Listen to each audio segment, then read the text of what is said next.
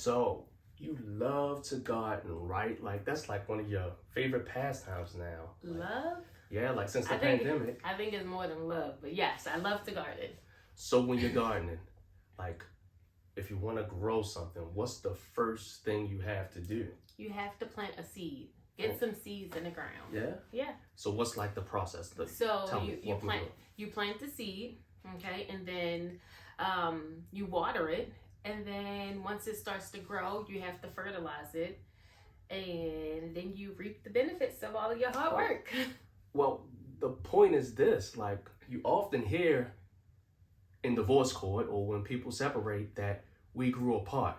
So the question I have is, was the seed ever planted?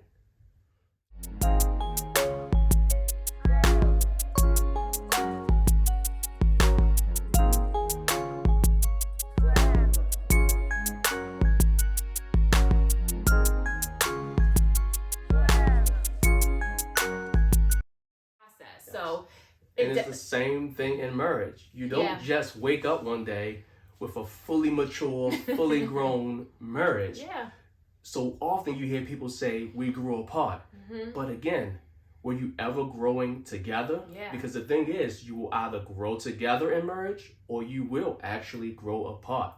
But you have to actually follow the process. So the first step is to plant a seed. Yes. Just like in gardening, if you want to grow something, you have to plant the seed of the thing you're trying to grow. Yeah, and there's very specific instructions on the back of the pack of when you're supposed to plant it, the depth that it's supposed to be planted, when you water it, the season. So it's the same thing in your relationship, so like your vision is what starts you, or it is the seed that is planted. So you have a vision for your finances, you have a vision for your children, a vision for your careers, a vision for your extended family. Like there's a vision for everything. So you have a picture or instructions of how you want things to go. And guess what? The great thing is, the instructions are there for you. It's all in the Word of God on how to actually steward your finances, on how to leave and cleave so that you have those proper boundaries with that extended family. It's all there for you. You just have to put it down on paper on how you want those things to manifest themselves in your marriage relationship. You have to plant the seed if you want to grow whatever you want to grow. And I like what she said in the beginning, the depth. Yeah. Like if you're trying to grow something large, you have to plant it deep.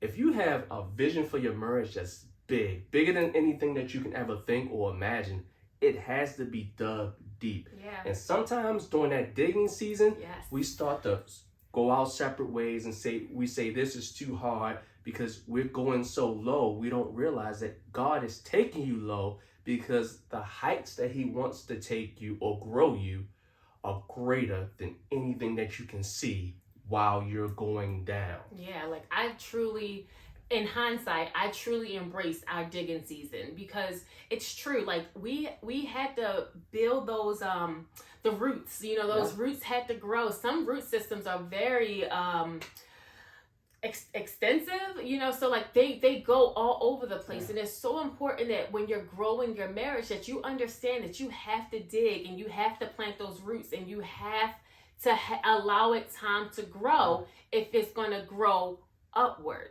Yeah, and that digging season is dirty. It's messy. And it's tough. Yeah. But you have to endure again if you want to grow something great. But what's the next step in that process? The next thing that you have to do is to water it. So once you put that seed in the ground and if you just leave it, it's not going to do anything. It's going to die. Exactly. So you have to water it. Like you have to give it the nutrients that it needs. Yeah, you often, again, one of those cliche terms is the grass is green on the other side. And I like I heard an addition to it. The grass only greener because they're watering their grass. You aren't watering yours, so yours is not green. It's dying. It's suffering. Your marriage is not what you want it to be because you aren't watering the seed. It's a great thing to have the vision for your marriage and to set it in place and to plant that seed. But then you have to water it. You have to give it what it needs to actually grow. So you have to water it with community. You have to water it with coaches. You have to water it sometimes with those monthly counseling sessions. You have to water it with the word of God, with worship, with prayer. Yeah. If you don't water your marriage, it will die. It will turn brown. And guess what? All the marriages around you, where they're actually watering them, they will look greener. Yeah. But the goal is not to go try to take one of those or to confiscate one of those or to just sit back and admire one of those. Maybe you need to ask them what they're doing. How are they watering their marriage so that you can water yours too? Yeah, that's so good. Like, that's so important. That part about going and asking, all right, you guys are killing it in this area. Like, tell me what you guys do in this area so that you're so successful. And it's so good to hear from different couples of what they do, because it's not always the same. You know, like we had a couples group, and they were talking about their budget meeting, and you know, one wife was just like, she gets this amount of money every week for her personal fund, and I looked at it like, I need an upgrade, you know. But what works for them might not specifically work for us. But it's good to know that that is an option. That could be something that, you know, we can pull a little bit from in order to make our marriage grow a little bit more. And the important thing to get from those other couples is the outline. Yeah. So don't try to imitate what they're doing. Get the outline. The outline is the why to what they're doing. So yes, their budget may look a bit different, but the outline is that they have the budget. Yeah. So your budget may look different, but your budget is about stewarding what God has given you, not what He has given somebody else. Hey guys, thank you so much for joining us. If you haven't already, go ahead and hit the like button, hit the subscribe button so you never miss a video.